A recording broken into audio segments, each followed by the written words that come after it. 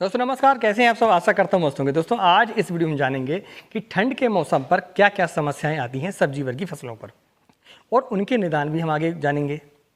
इसके लिए आपको इस वीडियो को पूरा देखना है ताकि आप समझ सकें कि आने वाला जो ठंड का महीने हमारे स्टार्ट होने वाले हैं, जो ठंड का मौसम स्टार्ट होने वाला है, उस पर हम अपनी फसल को कैसे सुरक्षित रख सकते हैं। जो संभावित बीमारियाँ हैं उनके बारे में हम जानने की कोशिश करेंगे और उसकी हम उपचार भी जानने की कोशिश इस वीडियो पर करेंगे। चलिए इसमें वीडियो शुरुआत करते हैं। मैं हूं राकेश साहू, आप देख रहे हैं एग्री जीवन बातें किसान की। इस वीडियो पर जो भी जानकारी आपको दी जाती है, यदि वो पसंद आए तो वीडियो को लाइक करें और चैनल पहली बार आए तो चैनल को सब्सक्राइब करें, क्योंकि इस चैनल पर आपको खेती संबंधी जानकारियाँ मिलती रहती हैं। सबसे पहले हम समस्याओं के बारे में जानेंगे और फिर उसके बाद निदान के बारे में जानेंगे। तो सबसे पहली जो समस्या आती है ठंड के समय पर, वो आती है पाउडर मिल्डी की। अगर हम बीमारियों की बात करें तो पाउडर मिल्डी एक ऐसा रोग है जो कि पत्तियों के ऊपर एक पाउडर फॉर्म दिखता है वहाँ पर, ठीक है, पाउडर जैसा एक दिखता है वहाँ पर, और नीचे आप देखेंगे तो पीलापन आपको दिखाई देगा। धीरे धीरे यह बढ़ते रहता है और एक विशेष दिशा से वो स्टार्ट होता है और फिर इसके बाद आपकी पूरी फसल पर वो फैल जाता है। पूरी पत्तियाँ पीला होकर गिर जाती हैं और आपकी बढ़वार भी रुक जाती है और फलों का साइज भी रुक जाता है। ठंड के कारण जो पाला पड़ता है, जो सर्द हवाएं चलती हैं, उसके कारण भी फसल खड़ी खड़ी सूख जाती है और उत्पादन भी कम हो जाता है। तीसरा है माइट का अटैक। अभी आने वाला समय है, अक्टूबर का महीना है, आप समझ लें इस बात को। आपने यदि टमाटर, बैगन में जो भी आपने लगाई हो, तो माइट का जो अटैक है वो अभी होने वाला है। ये अक्टूबर का महीना और हाफ नवंबर तक ये चलते रहता है। जब दिन का तापमान तेज़ रहेगा और रात का तापमान धीरे धीरे कम होगा, तो फिर माइट की समस्या हमें देखने को मिलती है। इसका नियंत्रण कैसे करेंगे हम आगे आपको बताएंगे।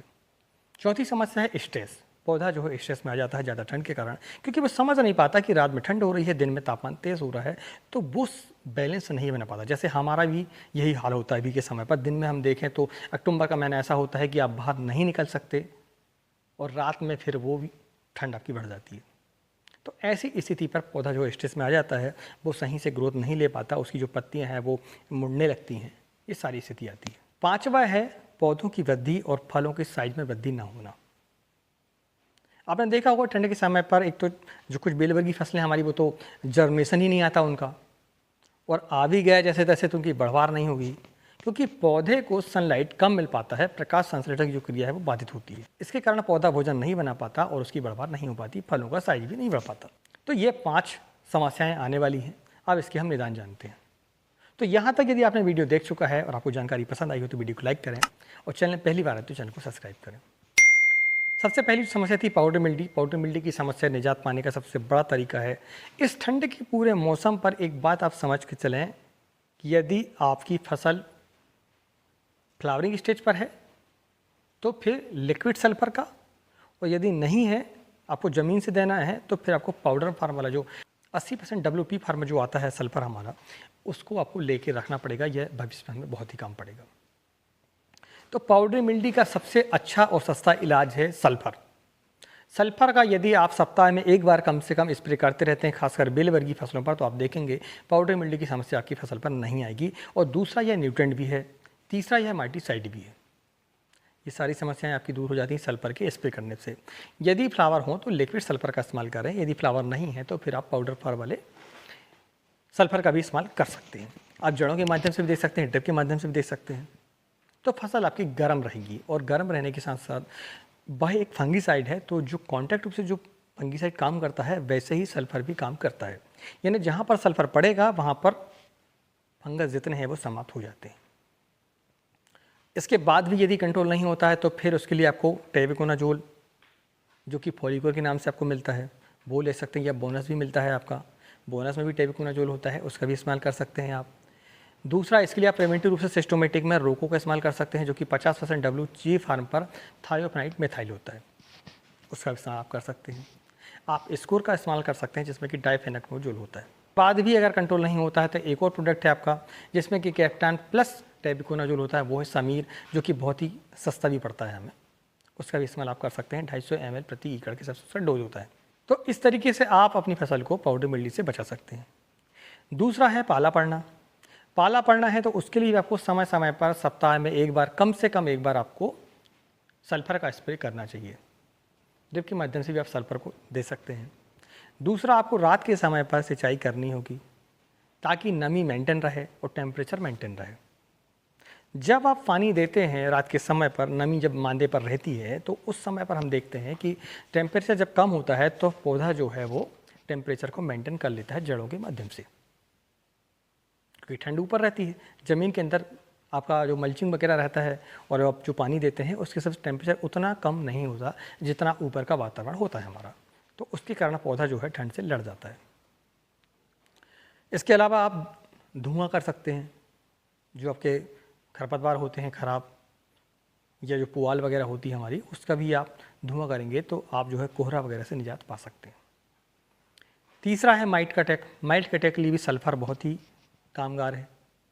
आप यदि समय समय पर सल्फ़र का स्प्रे करते रहते हैं तो आपको माइट जो है दिखाई नहीं देगा, क्योंकि ये अच्छा माइटिसाइड भी है, न्यूट्रेंट भी है, साथ में फंगीसाइड भी है।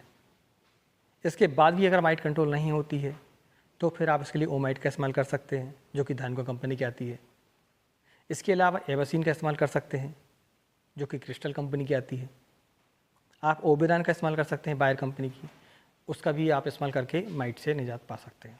सबसे बड़ी बात, आपको प्रिवेंटिव रूप से सल्फ़र का इस्तेमाल आप ठंड के समय आप बिल्कुल दिमाग में रख के चलें कि हमें सल्फ़र का इस्तेमाल करना ही करना है। स्ट्रेस मेंटेन में फिर सल्फ़र का काम आता है। अगर ठंड के कारण स्ट्रेस है तो फिर आपको सल्फ़र इस्तेमाल करना चाहिए।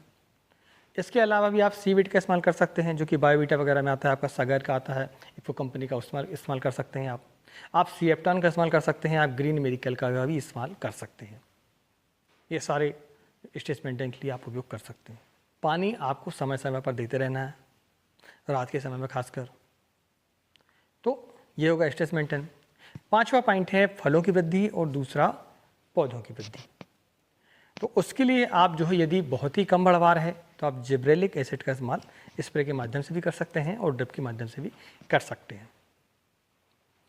अच्छी बात तब होगी जब आप माइक्रोन्यूट्रिएंट्स के साथ में आप जिब्रेलिक इस्तेमाल करेंगे, तो आप देखेंगे जो फसल की ग्रोथ रुकी हुई थी वो आपकी चालू हो जाती है, क्योंकि वो ऐसा हार्मोन है जो कि हालांकि वो इंटरनोड्स को लंबा करता है।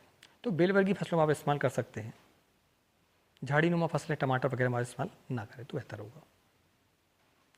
इसके लिए आप जो है सीवीड वगैरह का इस्तेमाल कर सकते हैं, गोदरेज डबल का इस्तेमाल कर सकते हैं। आप फास्फोरिक एसिड को भी स्प्रे के माध्यम से दे सकते हैं। 52-34 का स्प्रे गोदरेज डबल के साथ आप करेंगे, 1261 का इस्तेमाल आप गोदरेज डबल के साथ करेंगे तो आप देखेंगे आपकी फसल पर बढ़वार होगी। आपको जड़ों के माध्यम से भी भोजन देना पड़ेगा और आपको पत्तियों के माध्यम से भी भोजन देना पड़ेगा, तब जाके आपकी पौधों की बढ़वार अच्छी रहेगी।